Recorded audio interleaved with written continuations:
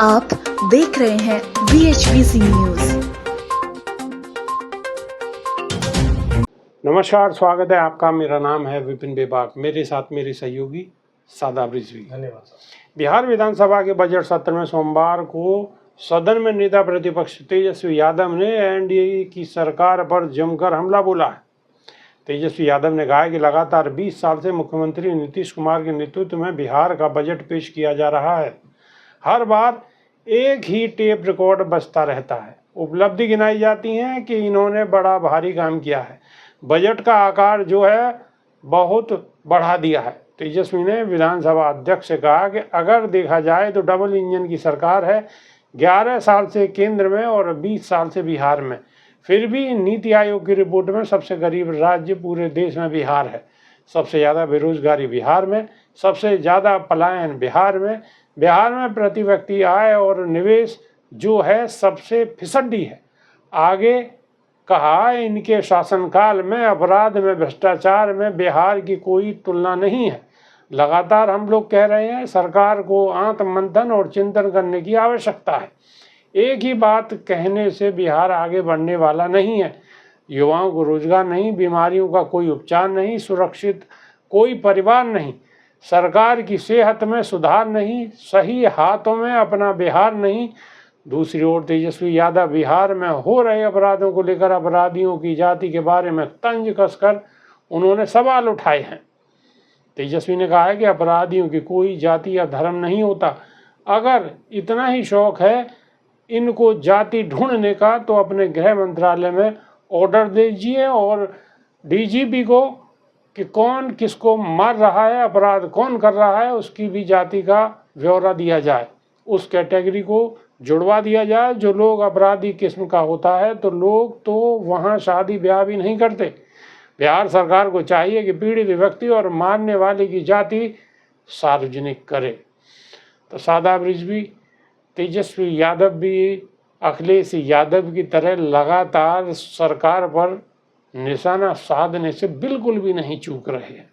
और वैसे भी आने वाले वक्त में बिहार के अंदर चुनाव है और नीतीश कुमार की स्थिति आपको पता ही है। शायद मेरे ख्याल से तो पूरे देश को ही पता होगा कि नीतीश कुमार की जैसी जैसी गतिविधियां हैं आजकल, तो उससे लोग सवालिया निशान खड़े कर रहे हैं कि कहीं ना कहीं नीतीश कुमार के साथ कोई दिक्कत है। अब दिक्कत है या दिक्कत करी जा रही है ये कहा नहीं जा सकता, लेकिन कुछ ना कुछ तो है जरूर। देखिए, तेजस्वी यादव ने विभाग जी जिस तरीके से बजट सत्र को लेकर सवाल उठाया है कि बजट सत्र का दौर चल रहा है और बजट सत्र में अब जो काम हो रहे हैं वो ये हो रहे हैं कि सरकार अपनी उपलब्धियां गिनाने का काम कर रही है। तो सबसे पहले तो यही सुनिश्चित किया जाए कि ये जो बजट है, ये बजट क्यों पेश किए जाते हैं। बजट जनता की सुविधाओं के लिए है, बजट जनता के लिए है और जनता को तमाम सुविधाएं मुहैया कराने के लिए है, बेरोजगारी को हटाने के लिए है, गरीबों तक राशन पहुंचाने के लिए है, शिक्षा व्यवस्था ठीक करने के लिए है, जो स्वास्थ्य व्यवस्था चरमराई हुई है उसको सुधारने के लिए है। लेकिन बजट में आप देखिए कि क्या होता है, केंद्र से लेकर प्रदेश सरकार तक आप देखिए, भाजपा शासित राज्यों में भी चाहे केंद्र सरकार में भी जब बजट सत्र आता है और बजट सत्र का कार्यकाल जब चलता है तो उस समय तुरंत सरकार अपनी जो उपलब्धियां हैं वो गिनवाना शुरू कर देती है और अपनी वाहवाही वाले काम बटोरना शुरू कर देती है। उनको बटोर कर एक पिटारा बनाया जाता है कि भारतीय जनता पार्टी के वाहवाही वाले कितने सारे काम हैं। तो ऐसे वाहवाही वाले कामों का पिटारा बजट के नाम पर थोप दिया जाता है। जनता का कोई मतलब नहीं, जनता से उसका कोई सरोकार नहीं। तो सबसे पहले तो ये याद रखना होगा कि राजनीतिक पार्टियों को बजट सत्र में बजट ही पेश करना है, ना कि सरकार की उपलब्धियां गिनानी है। चाहे वो तेजस्वी यादव की भी सरकार आए, जब सरकारें आती हैं तो सरकारों को आने के बाद जनता का हित किसमें समाहित है ये ध्यान रखना चाहिए। लेकिन आज के समय में बजट के नाम पर सिर्फ और सिर्फ सरकार की उपलब्धियां, सरकार की वाहवाही और उसके जो कार्यकाल का समय हो चुका है, उसके कार्यकाल के समय में उन्होंने क्या कुछ गुल खिलाए हैं, सिर्फ वो उस पर ध्यान देते हैं। लेकिन कितनी जनता त्रस्त है इस पर कोई ध्यान नहीं दिया जाता, कितनी जनता बेहाल है इस पर कोई ध्यान नहीं दिया जाता। क्राइम रेट कितना बढ़ रहा है, जबकि एनसीआरबी के डेटा इनके पास होते हैं, सरकारी ही डेटा होते हैं। एनसीआरबी के डेटा के हिसाब से ग्राफ बिहार का बढ़ता जा रहा है, क्राइम कैपिटल जो बनता जा रहा है बिहार, इससे पहले गरीबी में तो है ही। नीति आयोग की खुद रिपोर्ट है, सरकारी आंकड़े हैं कि बिहार की दशा ऐसी है कि वहां पर खाने के लाले हैं। किसी व्यक्ति को भरपेट भोजन नहीं मिल सकता। बिहार ही वो क्षेत्र है जब लोग हमारे यहाँ जो है पश्चिम उत्तर प्रदेश की मैं बात बता दूं या दिल्ली की मैं बात बता दूं, एनसीआर की बात बता दूं, जिन व्यक्तियों की शादियां नहीं होती थी तो उनको ये सलाह दे दी जाती थी कि बिहार से ले आना। इससे बड़ा दंश और क्या होगा बिहार के लिए। वहां पर लड़कियों को शादी ना करने की वजह से, क्योंकि इतना उनके पास में पैसा नहीं होता कि कन्यादान कर सके, तो यहाँ से जो वेस्ट उत्तर प्रदेश है, दिल्ली है, या जो बिल्कुल एकदम फले फूले प्रदेश है, वहाँ के लोग बिहार से शादियां कर कर ले आते हैं, क्योंकि बिहार के लोग पैसों के अभाव में अपनी बेटियों को भी उनके साथ कर देते हैं। बिहार के आप मजदूर देख लीजिए, बिहार का व्यक्ति जब थोड़ा सा बड़ा होता है, जब वो किशोर अवस्था से युवा अवस्था की तरफ जाता है, तो उसको दिल्ली, मुंबई, उत्तर प्रदेश, वेस्ट उत्तर प्रदेश और बहुत सारे ऐसे प्रांतों में भेज दिया जाता है जहां पर वो मजदूरी कर सके। जीता जागता सबूत है सरकार के जितने कार्य चल रहे हैं। सादा रिजवी, बिल्कुल आप जो कह रहे हैं ठीक कह रहे हैं।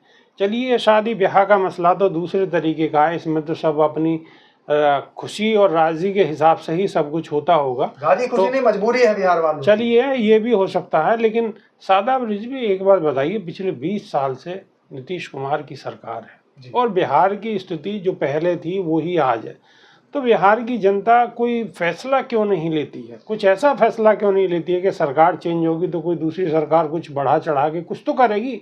लेकिन जब आप एक ही सरकार को पिछले 20 साल से देख रहे हैं और कोई कार्य वो सरकार नहीं बेहतर तरीके से कर पा रही है, तो फिर इंतजार किस बात का देखा जा रहा है?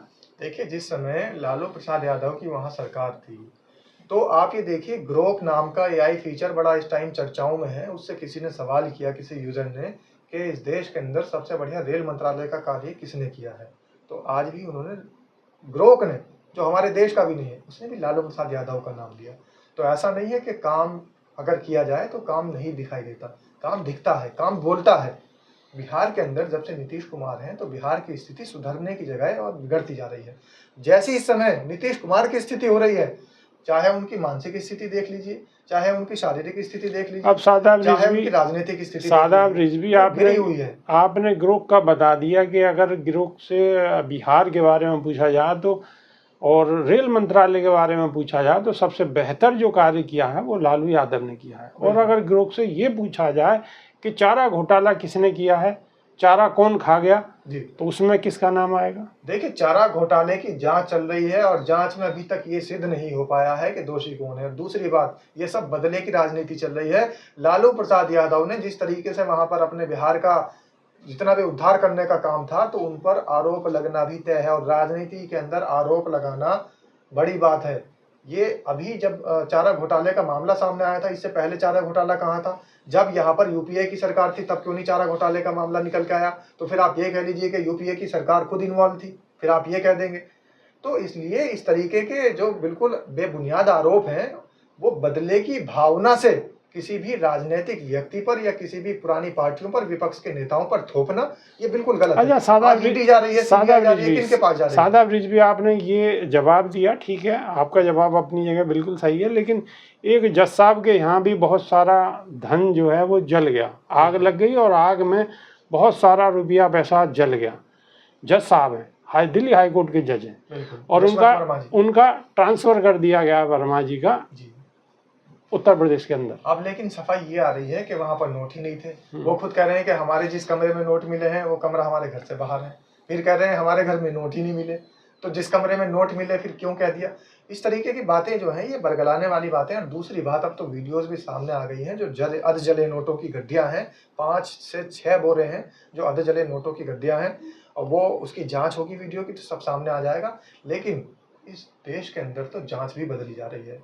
उसको बोल दिया जाएगा कि वो एआई के जरिए बनाई गई वीडियो थी और वो जो नोट थे वो सब नकली थे, या फिर उसे किसी और जगह से संबद्ध कर दिया जाएगा सिर्फ और सिर्फ जज साहब को बचाने के लिए। सही मायने में तो ये आवाज़ उठ रही है कि जज साहब ने जितने फैसले दिए थे उन फैसलों की सही तरीके से अब जांच होनी चाहिए। उसमें कुलदीप सेंगर जैसे लोग भी हैं, और अब तो रंजन गोगोई जैसे लोगों की भी जांच की बात चल रही है, क्योंकि इनके घरों पर, जजों के घरों पर इस तरीके के नोटों की गड्डियां मिलना। दूसरी बात, जजों का बेलगाम बेजुबान हो जाना, ये बड़ा विषय है इस देश के अंदर, ये बड़ा चिंतनीय विषय है। एक जज साहब कह रहे हैं कि अगर कोई किसी महिला का के नाजुक अंगों को अगर छू लेता है शरीर के और उसको उसका नाड़ा खींच कर ले जाता है, किसी एक पुलिया के नीचे भी ले जाए, तो वो बलात्कार के प्रयास की श्रेणी में नहीं आएगा। तो इस तरीके के जजों के बयान हैं। अब आप देख लीजिएगा कि जजों की मानसिकता कैसी होती चली जा रही है। जजों को न्याय का देवता समझा जाता था, लेकिन अब ये कौन सी चीज़ का देवता बन रहे हैं? अब ये देवता बन रहे हैं या असुर बन रहे हैं? ये तो जनता के सामने खुद आ रहा है। चलिए ठीक है, ये तो जनता भी बेहतर तरीके से देख रही है और जनता भी माकूल जवाब देगी। इंतज़ार करिए, हम भी इंतज़ार कर रहे हैं और आप अपनी बात कमेंट के माध्यम से रख सकते हैं इन सारे विषयों पर। तो अभी के लिए सिर्फ इतना ही, नई वीडियो में फिर रूबरू होंगे। बहुत बहुत शुक्रिया, नमस्कार, धन्यवाद। रोज की ताज़ा खबरें सुनने के लिए सब्सक्राइब करें BHPC न्यूज चैनल। साथ ही रोज के नोटिफिकेशन जानने के लिए दबाएं बेल आइकन। साथ ही हमें अपनी राय देने के लिए हमारी वीडियो पर कमेंट करके बताएं और वीडियोस को लाइक और शेयर करना बिल्कुल ना भूलें।